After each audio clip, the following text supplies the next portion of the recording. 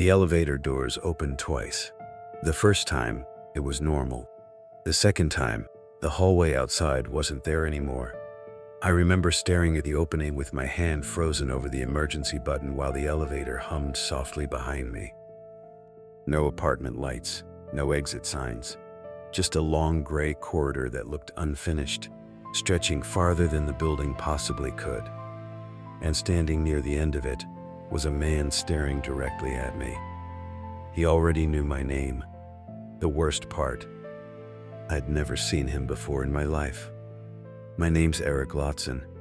I was 28 at the time, working overnight maintenance security for an apartment complex outside Denver, Colorado. It was one of those luxury high-rise buildings built near the edge of downtown. Polished marble floors, fingerprint scanners, quiet tenants who barely made eye contact. My shifts usually ran from 10 p.m. to 6 a.m., and most nights were painfully boring. That night started the same way. Rain tapping against the lobby windows, old jazz music playing through ceiling speakers, the smell of burnt coffee sitting too long on the warmer behind the desk. I was halfway through filling out patrol logs when the front desk radio crackled with static. Then a voice whispered to it, "Eric, don't go to 12 tonight." I immediately looked up. The lobby was empty. At first I thought another guard was messing with me. We sometimes joked around on night shifts to stay awake, but the voice hadn't sounded playful.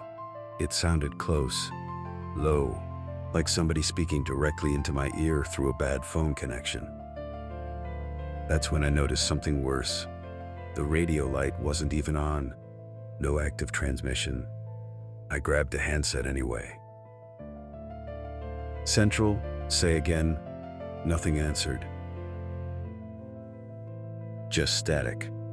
I checked the cameras for the 12th floor. Everything looked normal at first. Empty hallway, dim yellow lighting, closed apartment doors. But then one of the elevator cameras flickered for half a second, and in that single frame, someone was standing inside the elevator, completely still, facing the camera. The problem was, the elevator was empty in the live feed. I rewound it 3 times. Same thing every time.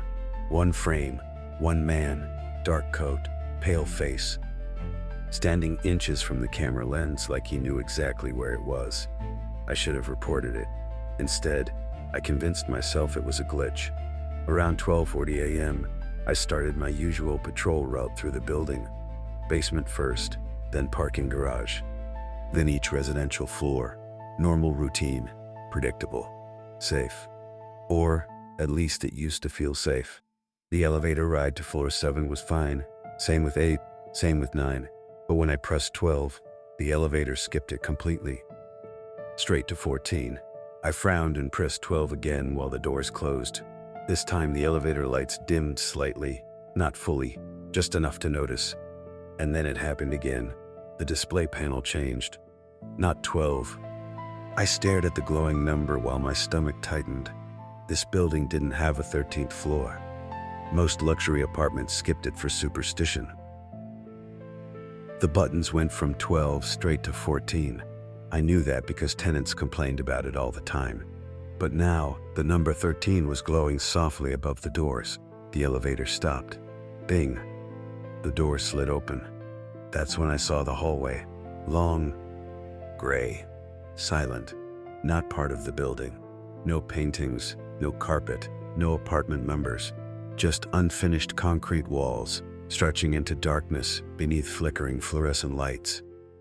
And standing at the far end was the man from the camera. He smiled, not wide, just enough to make me instantly uncomfortable. I hit the closed door button repeatedly. Nothing happened. The elevator stayed open. The man began walking toward me slowly, hands in his pockets, dress shoes echoing softly against the concrete floor. Tap, tap, tap. I finally forced myself to speak. "Sir, this area is restricted." He kept walking. Then he said something that made every hair on my arms rise. "You missed your floor again, Eric." My chest tightened instantly. I had never met him before. The doors suddenly closed on their own. The elevator jolted hard beneath me before shooting downward so fast my knees nearly buckled. The overhead lights flickered violently while static exploded through the emergency speaker. Then my own voice came through it, panicked, breathing hard. "Don't let him follow you upstairs." I froze. It was my voice, exactly my voice, but older somehow, more exhausted. The elevator finally stopped at the lobby level. When the doors opened, the security desk phone was ringing. I stumbled out immediately and answered it. "Security," a woman whispered frantically through the line. "Why were you knocking on my apartment door?" I frowned. "Ma'am, stop pretending," she snapped. "You were just here." Cold pressure spread through my chest. "What floor are you on?" 12. I checked the time. 12:58 a.m. Impossible. I had never gone upstairs. That's when I realized someone else was moving through the building using my face. I pulled up the hallway cameras for floor 12. At first, nothing. Then movement appeared near apartment 1208. A security guard stood there facing the door. Same uniform, same height, same posture. Me. The woman inside the apartment shouted through the door, asking what he wanted. The figure never answered. It just stood there smiling faintly at the peephole camera. Then slowly turned its head toward the hallway security camera, toward me, like it knew I was watching. The feed cut to static instantly. I radioed the other night guard, Marcus, and told him to meet me upstairs. He laughed at first, thinking I was joking, but after hearing my voice, he stopped. "Eric, you okay?" "No." Silence. Then Marcus said quietly, "Stay in the lobby. I'm coming down." But he never arrived. 10 minutes passed, then 20. His radio suddenly crackled alive. Heavy breathing filled the speaker. "Marcus?" I asked. No response, just breathing. Then footsteps, fast, running, and then Marcus screamed. The transmission cut instantly. I grabbed my flashlight and sprinted toward the stairwell before I could talk myself out of it. Every instinct told me to leave the building, but Marcus had a wife and 2 little kids. I couldn't just abandon him. The stairwell lights buzzed overhead as I climbed toward floor 12. Everything felt wrong, too quiet. No tenant noise, no televisions, no doors opening, just my footsteps echoing through concrete. When I reached 412, the hallway lights were off. Only emergency red lights glowed faintly near the exits. That's when I noticed something worse. Every apartment door was slightly open, not wide, just enough to leave a thin strip of darkness visible inside. I called out for Marcus. No answer. Then I heard movement farther down the hall, a flashlight beam flickering softly around the corner. I followed it carefully, heart hammering so hard I could hear it in my ears. My own flashlight shook in my hand while distant thunder rattled the windows outside. When I turned the corner, I saw Marcus. At least I thought it was Marcus. He stood facing the wall, motionless, shoulders twitching slightly. "Marcus?" Slowly, he turned around.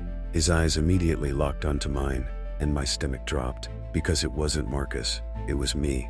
Same face, same uniform, same flashlight. But his smile looked wrong somehow. Too slow, too practiced, like somebody learning how to imitate a human expression. I backed away instantly. "What the hell are you?" It tilted its head slightly, then spoke in my voice. "You're late again." The hallway lights suddenly died completely. Darkness swallowed everything. I heard footsteps rushing toward me immediately. I ran. Every survival instinct took over at once as I sprinted blindly through the hallway while doors slowly creaked open around me. I could hear breathing inside the apartments, soft whispering, movement, and then it happened again. My own voice echoed behind me. "Eric, closer now. Stop running." I hit the stairwell door hard, and nearly fell inside before slamming it shut behind me. The footsteps stopped immediately on the other side. Silence. I stood there gasping for air, gripping the railing so tightly my knuckles hurt. Then my radio crackled softly. "Why did you leave me up here, Marcus?" Weak, barely audible. "Marcus, where are you?" Static answered first. Then, 13. My blood went cold instantly. The stairwell door above me creaked open slowly. One floor higher. There wasn't supposed to be a floor higher, but now there was. A glowing red 13 hung above the doorway, and someone was standing there watching me. Me, again. Only this version looked different. Tired, older, bloodshot eyes, like he hadn't slept in years. He stared at me sadly, then pointed upward. "You shouldn't have come back." The stairwell lights exploded. Total darkness. I heard footsteps descending toward me rapidly. I don't remember getting out of that building. Seriously. My memory after that feels broken. I remember rain. I remember driving too fast. I remember checking the rearview mirror every few seconds because I kept thinking someone was sitting in the back seat. But this time, it was different. When I got home around sunrise, I found mud on my apartment floor leading toward my bedroom. Wet footprints. Size 11. Exactly my size. I lived alone. I called the apartment complex later that afternoon. Management told me Marcus had quit during the night without explanation.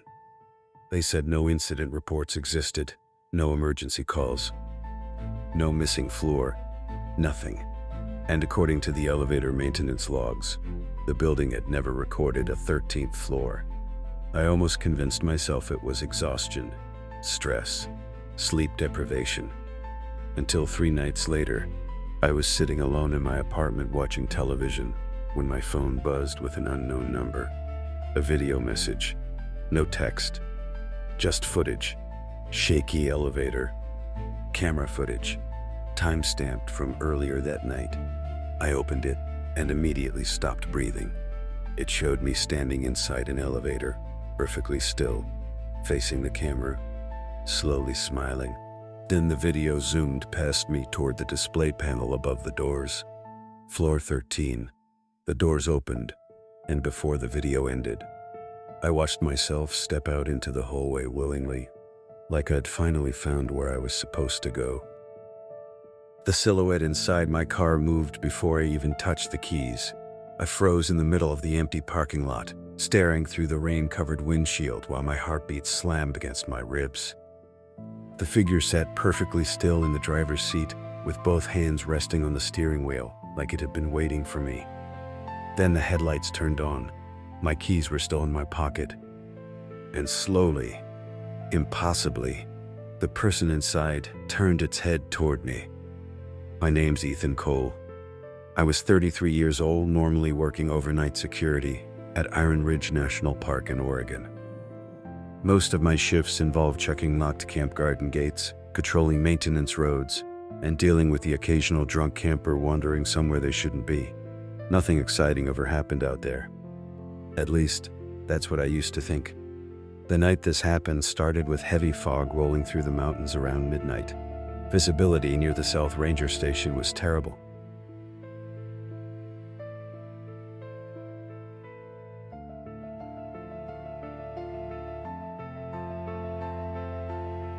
Trees disappeared into darkness barely 20 feet from the road, and the radio kept cutting in and out because of the storm building overhead. I remember feeling irritated more than nervous. That changed around 1:17 a.m.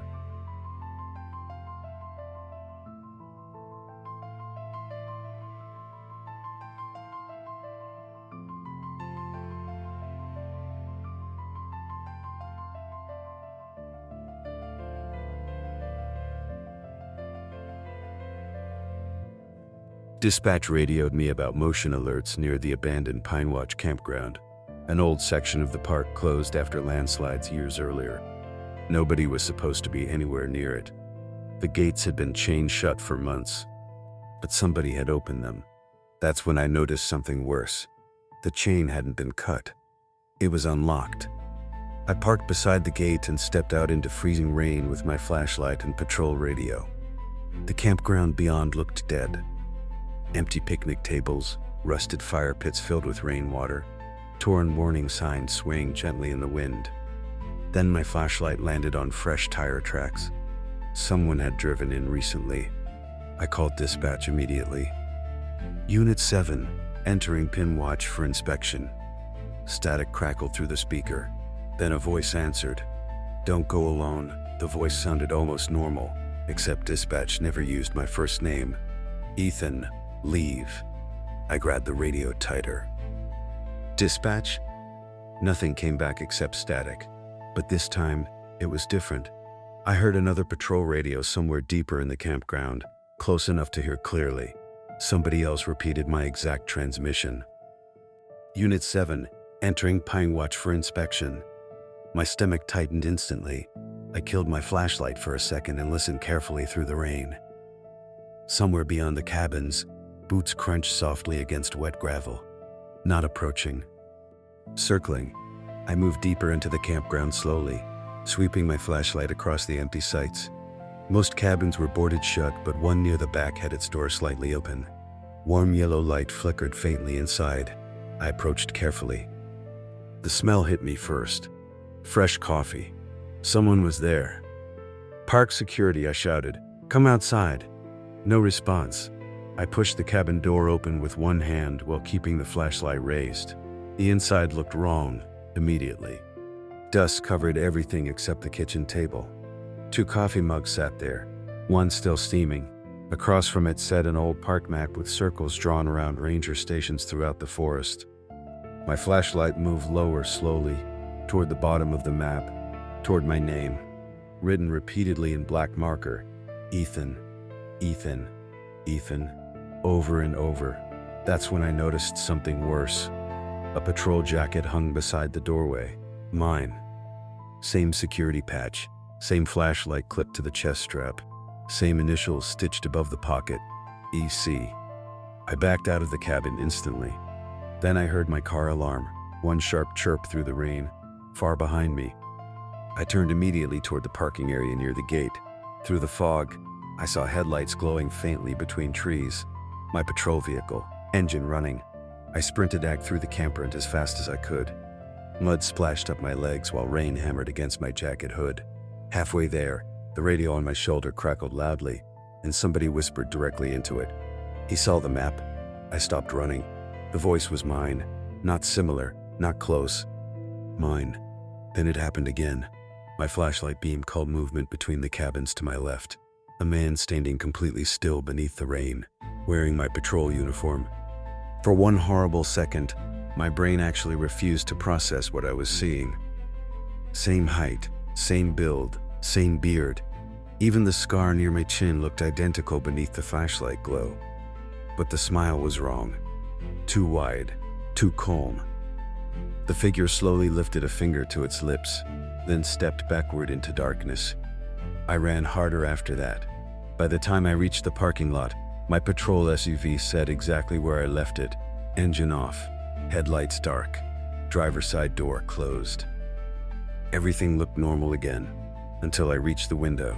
Someone sat inside, not moving, just staring straight ahead, with both hands resting on the wheel. The interior dome light flickered softly above their face. Rain streaked across the glass while I stood frozen, maybe 6 feet away, trying to understand what I was seeing. And the figure slowly looked toward me. My own face stared back. That's when I dropped my flashlight. The beam spun wildly across the pavement while panic slammed through my chest. I stumbled backward immediately, reaching for my sidearm. The person inside copied the movement exactly. Same speed, same expression, except it smiled before I did, and then the car doors locked themselves. Click, click, click, every lock engaging one after another. I never unlocked the vehicle. I still had the keys in my pocket. That's when I realized something horrifying. The figure inside had my keys too. It slowly raised its hand toward the window. Same keychain, same ranger badge attached to the ring. My radio suddenly exploded with static. I grabbed it instinctively. Dispatch sounded panicked now. Unit 7, respond immediately. We just received a call from you requesting emergency backup near the North Ranger Station. I didn't call? Then another voice interrupted the transmission. My voice, perfectly calm. He's outside the vehicle now. Every hair on my arm stood up instantly. I backed away from the SUV slowly while keeping my weapon aimed at the windshield. The thing inside tilted its head slightly, studying me. Then the windshield wipers turned on by themselves, back and forth, clearing rain from the glass so I could see its face more clearly. Mine, exactly mine. But this time, it was different. The reflection in the rearview mirror didn't match. The thing sitting behind the wheel stared at me, but its reflection kept staring forward. I fired once through the windshield. The glass shattered instantly. The figure disappeared. Gone. No blood. No movement. Nothing. The driver's seat sat empty. I yanked the door open immediately. Nobody inside, but the seat was warm, and muddy footprints covered the floorboards. Bare footprints, leading into the back seat, then stopping completely. That's when I noticed something worse. The radio mounted inside the SUV was already transmitting. The little green light blinked softly while static hissed through the speaker. Then I heard breathing, slow breathing, from directly behind me. I spun around fast enough to nearly fall. Nobody there, only fog moving through trees. But the breathing continued through the radio speaker. Then my own voice whispered, "You left me waiting." I ran back toward the ranger station after that. I didn't care about procedure anymore. I just needed other people around me. The entire drive back, another vehicle followed behind me through the fog. No headlights, no engine noise. Just a dark shape, staying exactly the same distance behind my SUV the entire time. Whenever I sped up, it sped up. Whenever I slowed down, it slowed down. But every time I checked the mirror directly, the road was empty. That's when I realized something else. The passenger seat beside me was wet. I hadn't noticed before because of the rain soaking my jacket, but now water dripped slowly from the leather seat onto the floor mat. Like someone had been sitting there recently. Then the seatbelt clicked softly beside me. I nearly crashed the vehicle. I looked over instantly. The passenger seatbelt had pulled itself tight, as if somebody invisible had just leaned back into the seat. And then the radio whispered again, "Almost home." By the time I reached Iron Ridge Station, I was shaking so badly I could barely hold the steering wheel straight. I rushed inside and locked the front doors immediately behind me. 3 rangers sat inside the dispatch office. All 3 stared at me strangely when I entered. Finally, one of them frowned. "Ethan, weren't you already here?" My blood went cold instantly. "What?" The older dispatcher looked genuinely confused now. "You came in maybe 20 minutes ago asking for coffee. You said the penwatch call was a false alarm." I couldn't breathe properly anymore. Then he slowly turned the security monitor toward me. Camera footage, testament, 23 minutes earlier. It showed me walking calmly through the station lobby, dripping rainwater onto the floor. Same jacket, same face. But something about the footage felt deeply wrong. The fake version of me never blinked once, not a single time. The dispatcher rewound the footage slowly. My fake double stopped near the lobby camera and stared directly into it, then smiled and mouthed something silently. I watched carefully while ice spread through my chest. It said, "He's here now." The station lights flickered immediately after, just once, but during that split second of darkness, I swear every person inside the dispatch office turned to look directly at me at the exact same time.